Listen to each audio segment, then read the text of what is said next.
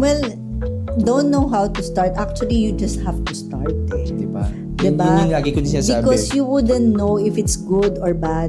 You wouldn't know if you're doing the right thing or not for your business if you don't start it. So it's very important that you start.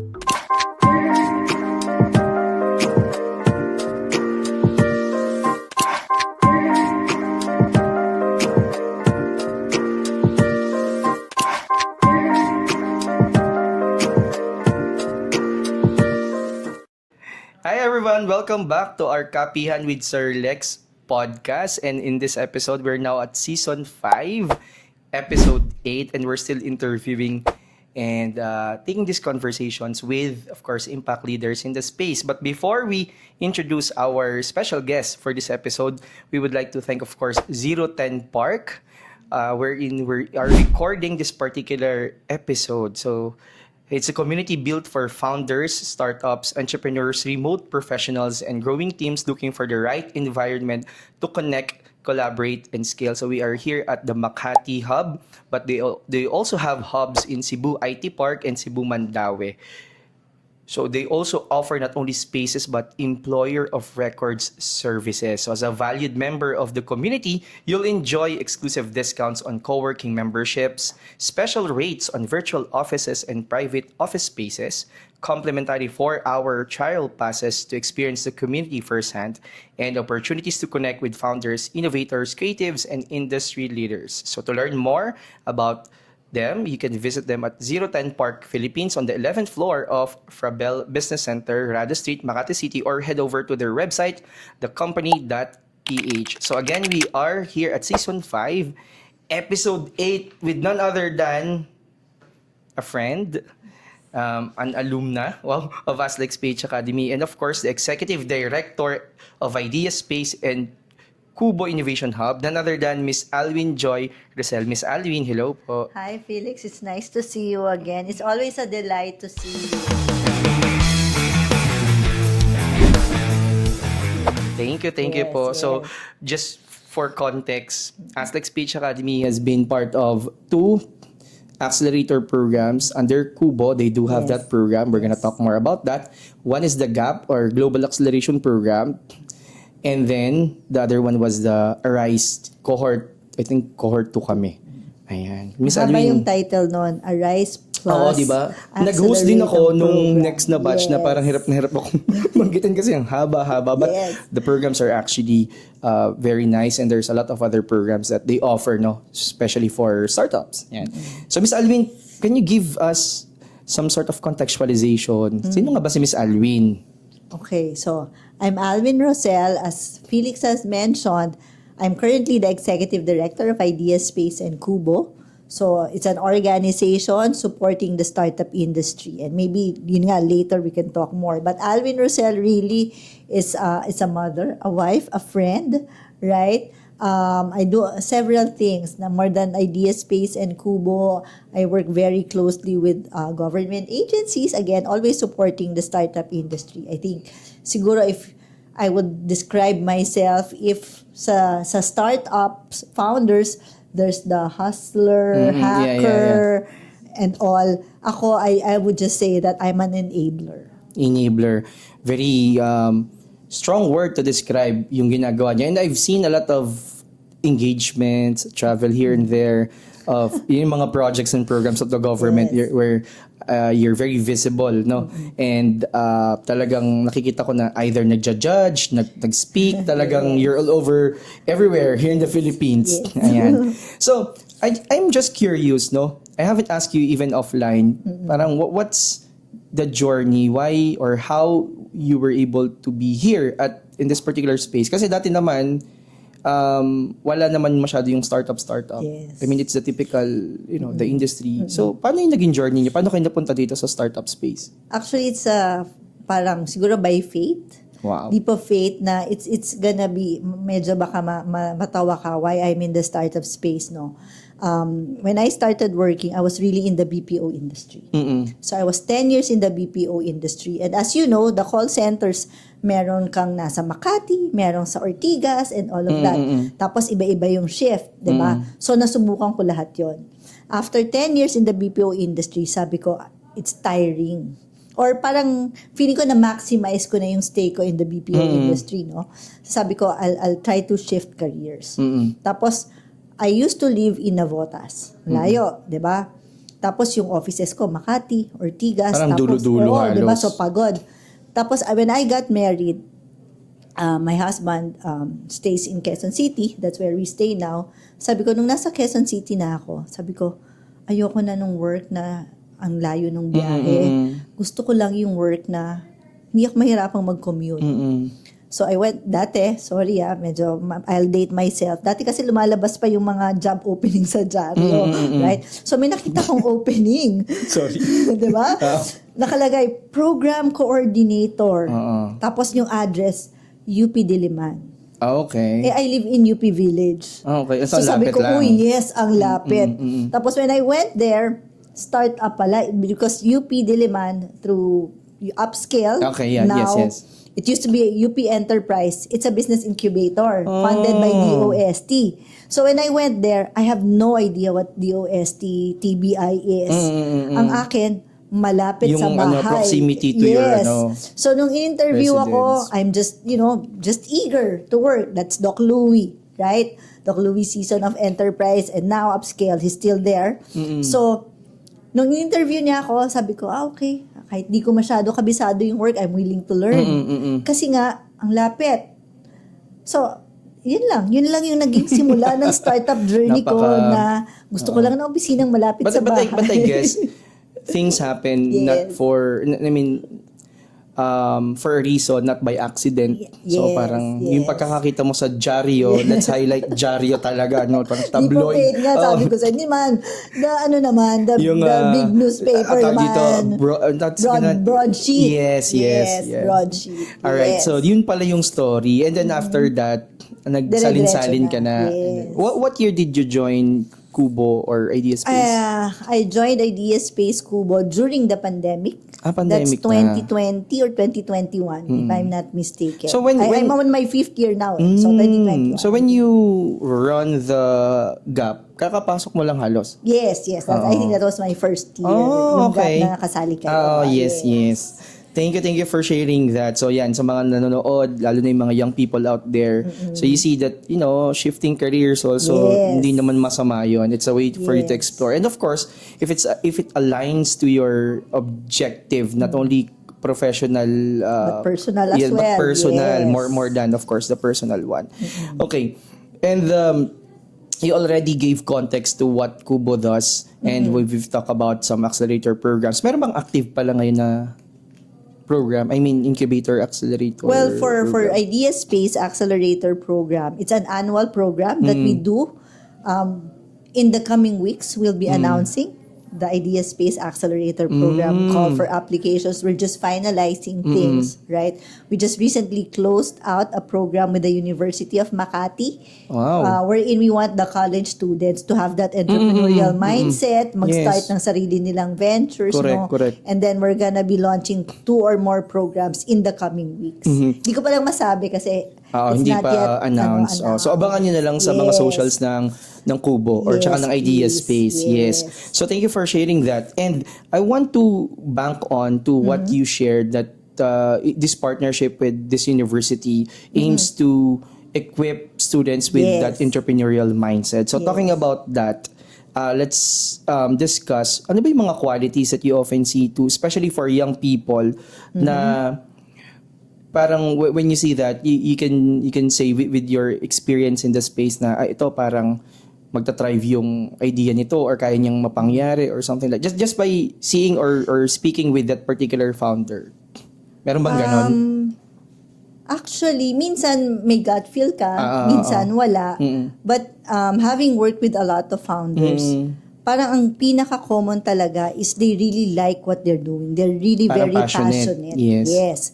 Kasi if let's say you see a problem, you want to solve it, and you're passionate about it, kumbaga, kahit ano gagawin mo para Correct. magawa yung product na yon, right? So it has to be may passion, and then of course there's a lot of hard work. I mean, hindi na ako lalayo, 'di ba? Like for Asklex, when you started years ago, 'di ba? it was an idea, but then again, na-envision mo how it's gonna go. So, kailangan mo siyang trabahuhin. And you're Correct, passionate about it, Correct, right? correct. That's why you're in lifelong learning because you're passionate about lifelong learning. Yes. So, it kinda really, well, not kinda, but it really helps na you like what you do, you're passionate about it, so that kung ano man yung efforts na kailangan mong or hard work na kailangan mong gawin to make it happen, gagawin mo. Kasi nga gusto mo yung ginagawa mo. Iba yung pagpilit, right? So it's very important that you're passionate. Of course, it entails a lot of hard work. Alam mo yan. Correct, Hindi correct. ka dadating sa ganitong stage na medyo magiging komportable ka, I'd say, right?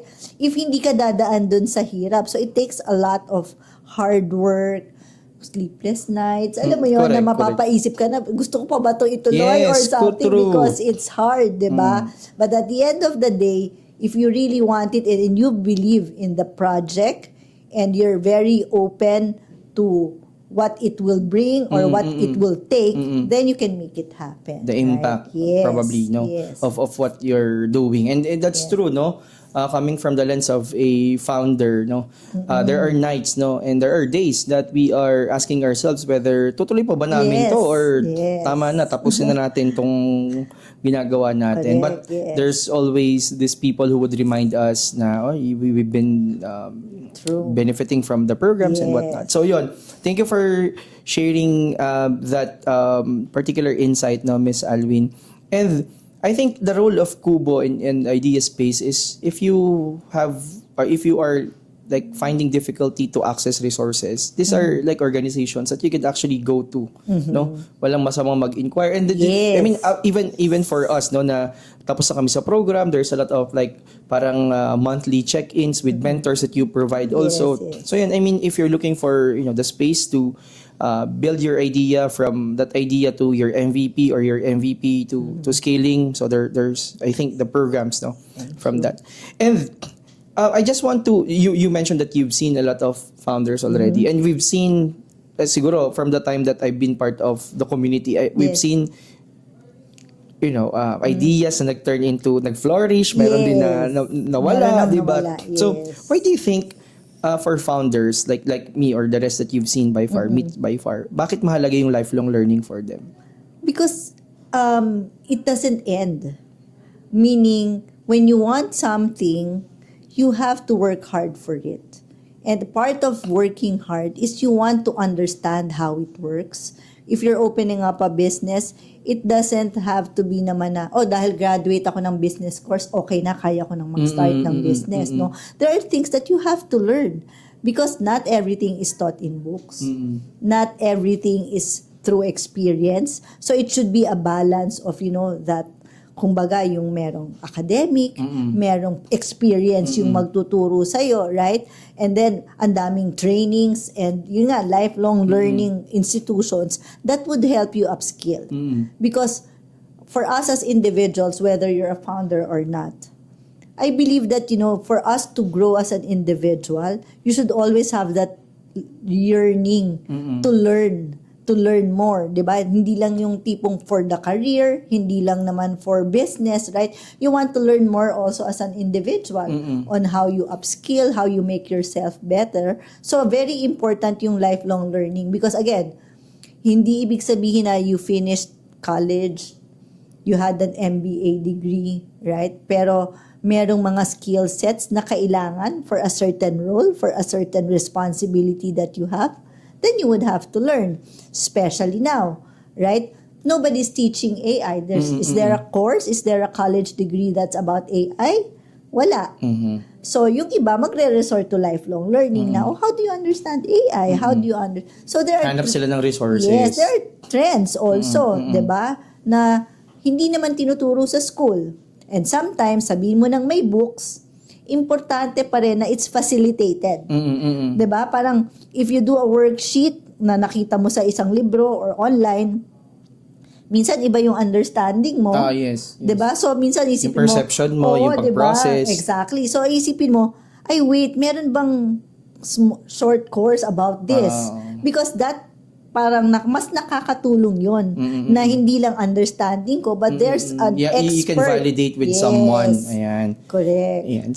So thank you for sharing that insight about why lifelong learning is very important for founders or aspiring founders. And you mentioned about several things, no? And one of which is mentorship. Yes. But also, of course, there are other modalities of lifelong learning, like yung community that Yes. we have here, ecosystem that supports these ideas turning into sustainable ventures, as we say, as we call it. And you mentioned also about AI, no? Yes. From your lens perspective as the one who heads itong institutions na to, how AI is changing the way founders build, test, grow their startups. Unlike nung time namin, wala pa masyado, Walang di ba? AI, So masyado parang, konti, and then that yes. was like about 5 years ago lang. So, ano yung nakita mo na by far? With the new startups, with the ecosystem changes and whatnot. Well, one, interestingly, because everybody's talking about AI, everybody wants to put AI in what they Correct. do. And sorry, I have to Yes. jump in lang. Yes. Kasi yung iba ding, I mean, most of the programs would only qualify startups na may AI. AI, So kaya yes. parang yung iba, kahit hindi na masyado relevant, nilalagyan ng AI. Anyway, sige, continue Well, please. again, AI is a buzzword. Well, technically, it's not a buzzword because I think it's gonna be Yeah, here to it's stay, correct, right? correct. It's evolving, it's progressing, right? But it doesn't mean naman na you should be very dependent in AI. Correct. Na everything that you do, it has to be with AI. Because sometimes, I mean, I'm not just really talking about founders, no, or any of the startups. It doesn't mean naman that people are talking about AI. I have to be in AI too, right? But how I see is that, AI is there to augment, right? To make things better, to be more effective, to be more productive, right? But it has to be something na, kumbaga sa learning, aaralin mo. Dapat bang ipasok ko yung Correct. AI? Dapat ba nagawin namin yung AI? Will it Yes. help? What's the pros and cons if I do AI? Agree, right? agree. It doesn't just have to be na, We put AI and you then put end of AI story. and then does it matter if it's a fit for my business or not, Yeah, right? I guess that would be coming and stemming from the idea of if you're planning to put up a startup. Yes. Most of people are confused kasi what is a startup? Sige, Yes. siguro for people who are not familiar with what really a startup is. Again, can you please educate us, including myself, ano ba talaga pag sinabing startup? Kasi pag sinabing bagong business, ang tawag startup ka agad. Yes. Pero ano ba talaga yung idea ng startup? Well, sa amin, ang startup kasi is any business, usually tech-enabled or that uses technology that has that capacity to scale. Scale using technology. That's how we define a startup. Business that can scale using technology. But I'd like to make it clear lang then that na if I am a business owner and I put up a website, that doesn't make me a startup Though also, it's right? it's technology enabled, but Yes.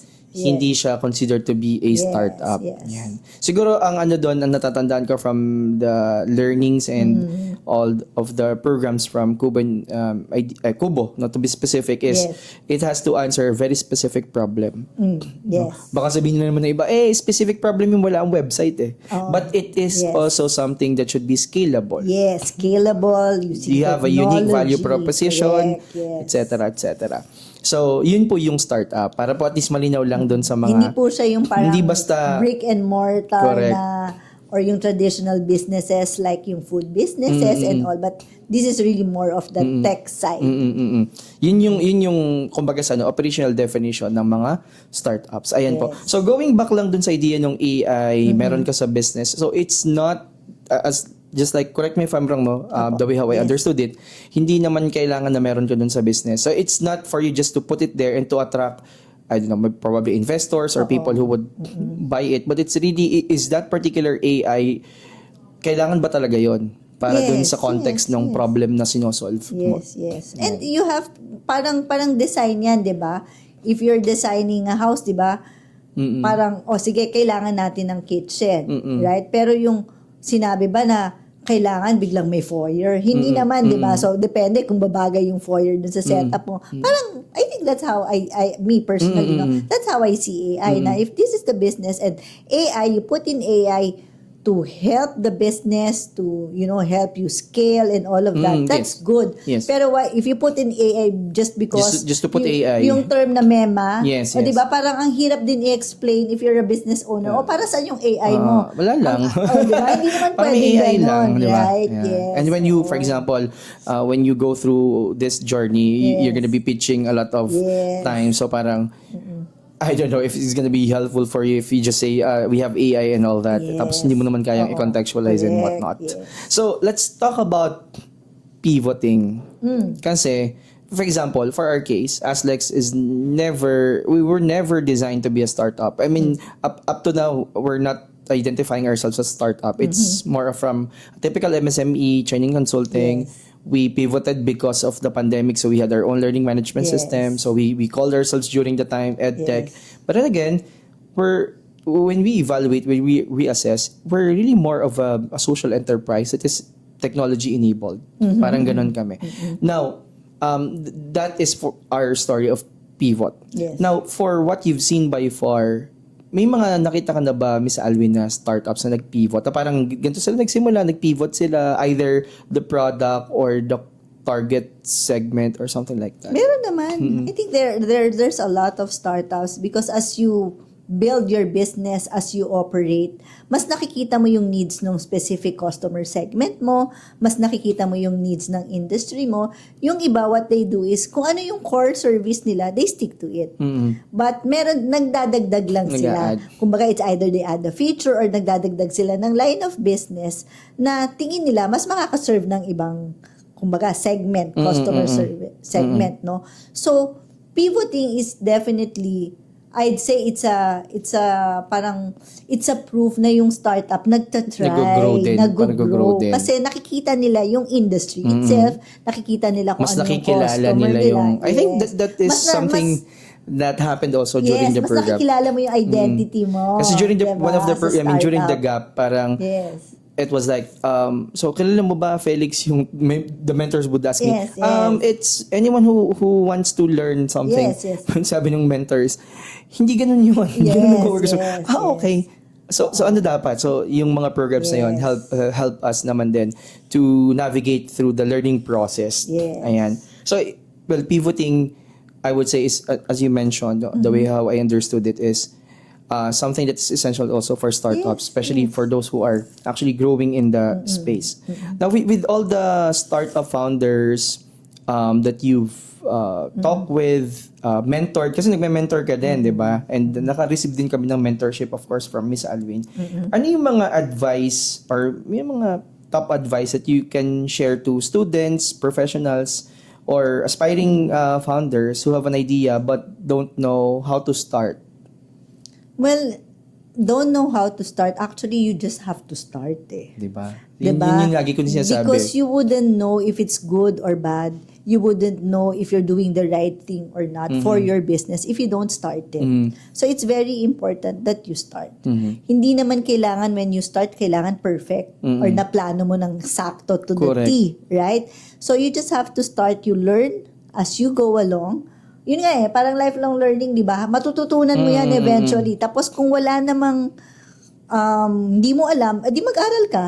Di ba? Aralin mo. Habang natututunan mo, tapos mali mo lang yung alam mo, di unlearn mo, tapos mag-aral ka ulit. So, dire-diretso lang yung aral. Yeah. Di ba? Dire-diretso lang din yung learning para mas either you improve or whether, if you don't Pursue or start, pivot, yes, ganyan, di ba? exactly. But I think, well, of course, we cannot blame people who are afraid to start because naturally, Yes. human tendency, Takot takot tayong mag-risk. takot mag-risk. Well, I think mag-fail. Mag-fail. No? Kaya Yes. you don't want to take Yes. that risk. Pero siguro nowadays, I mean, there's so many ways on how to test an idea. There's so many ways on how you can start building. Kaya nga may Yes. mga AI, Yes. no?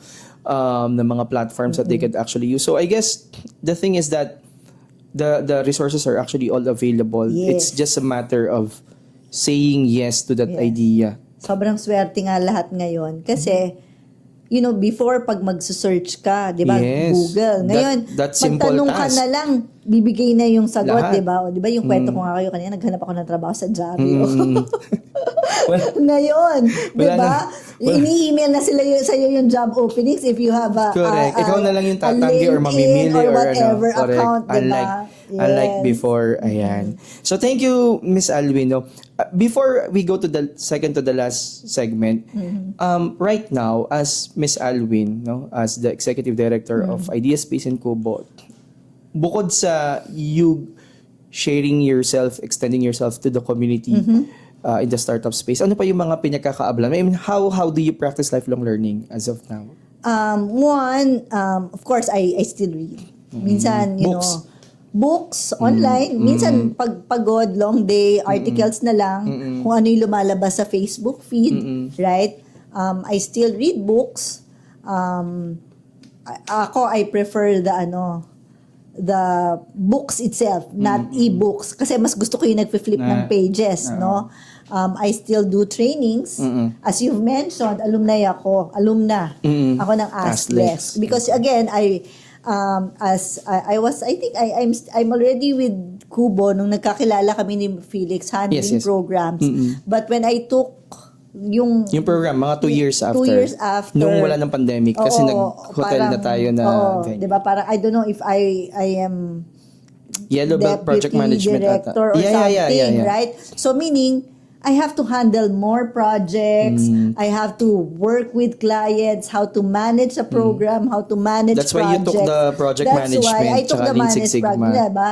Hindi mo nga alam na gusto ko mag-enroll, diba? Nag-message na lang ako sabi na. ko, seryoso ba to si Miss Alwin? Kasi Yes. parang, Oo, diba? Talaga ba? Because again, I mean, hindi naman kasi lahat natututunan mo because of practice, right? Hindi rin naman lahat natututunan mo because of nag-aral ka in a course, right? So there are times na you have to find ways para mas ma-upskill mo. Kaya ako, yun nga, I still do that. Thank you for sharing that. I did the Yellow Belt. I think Correct. may konting project management Oo, din may yun. project Diba? management. Tapos ngayon, I still do books, right? From time to time, nag-a-attend din ako ng mga online webinars.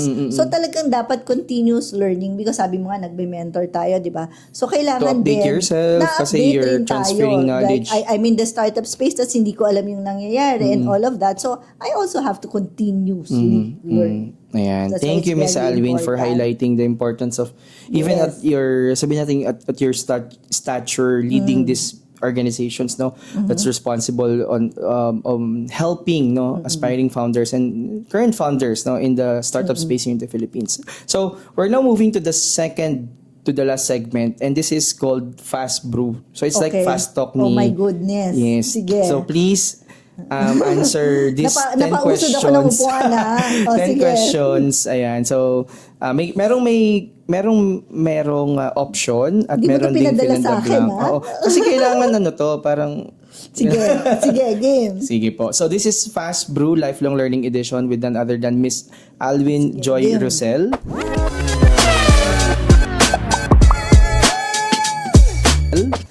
Okay, so first question. Morning learning or evening reflection? Morning learning. Books or conversations? Both. Theory first or practice first? Practice first.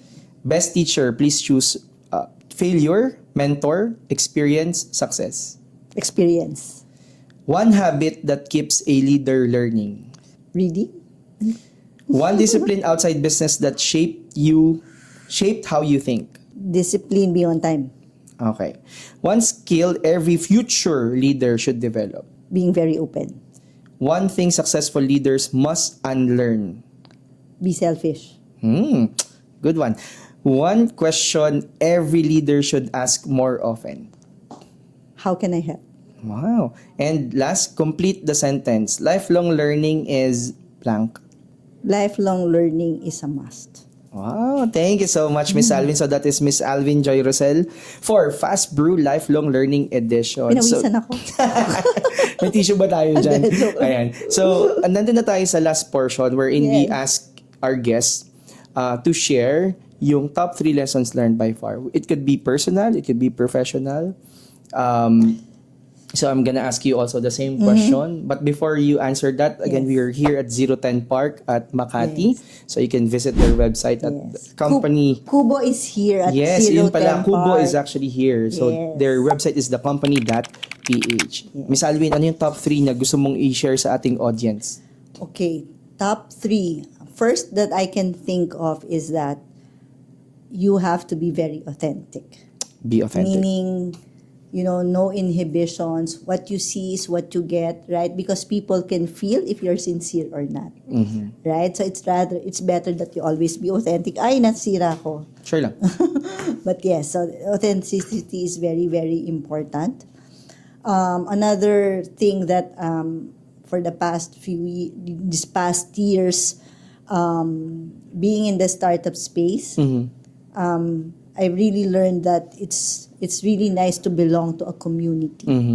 A community, an ecosystem that you are comfortable with, that you are happy to be part of, right? Because again, at the end of the day, I remember I had a talk in the University of Makati, parang career forum nila. I shared my story of how I became part of the startup community and all of that, and why I'm still here. It's because I really like what I do. And I love being in this community. So that's also very important, no? Authenticity, being, loving the community, the things that you, doing the things that you do, right? It's you have to love that, right? And of course, hard work. That nothing naman comes na hinain sa'yo, and then, so kumbaga, if you want something, you'll have to work hard for it. If you need to sacrifice, maybe you'll have a little bit of sacrifices, right? And then part of that is, of course, you get to learn, relearn, continue to learn, and all of that, right? So especially, hindi lang yan for professional life, but also in personal life, right?